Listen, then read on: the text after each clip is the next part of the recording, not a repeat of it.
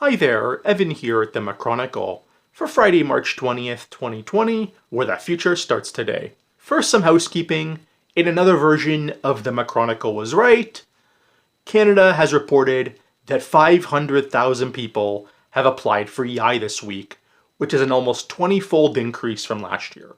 Look, I've been saying on here and repeated it many times for the last 4 or 5 months that by Q2, the latest, Canadian media was going to have to report that unemployment is up year over year in Canada. Now, was it accelerated by the virus? It absolutely was. I'm not going to discount that. Did I have a week where there's going to be 500,000 applicants for employment insurance? No, I'll admit that. But at the end of the day, I did state when this event happened, that's when the panic would really start. Folks, here you go. Boom! Secondly, the Federal Reserve has now announced they're going to start buying municipal bonds in the US. If you've been following Gregory Mannarino, the Federal Reserve's plan is to be the buyer and lender of last resort to usher in the final solution, more debt.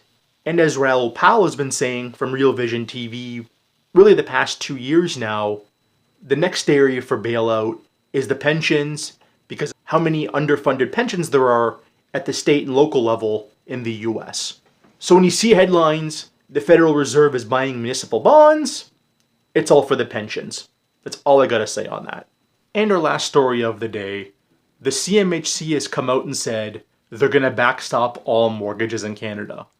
When they come out and say, oh, they're gonna let lenders pool loans they otherwise couldn't before, what they're saying is they're going to backstop all mortgages in Canada.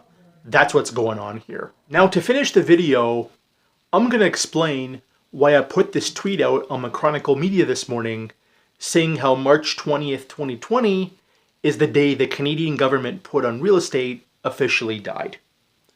Answer these questions for me. The CMHC's actions today. Did the government just admit that Canada is headed for a deep recession? Yes. Yes, they did. The CMHC's actions today, does it fix the fact that unemployment in Canada is rising at a very rapid rate and will keep doing so for at least the next year? No, it won't. The CMHC's actions today, does it fix the global margin call that's going on right now for liquidity, not just in Canada, not just in the US, but globally? No, it definitely won't. In fact, even with all the money the Federal Reserve pumped into the markets, the trillions and trillions and trillions, the US dollar kept going higher. What does that tell you?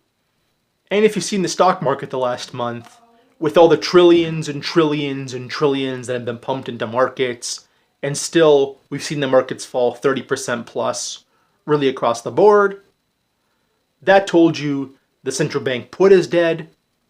And with the central bank put now being dead, it was only a matter of time before the government put was dead.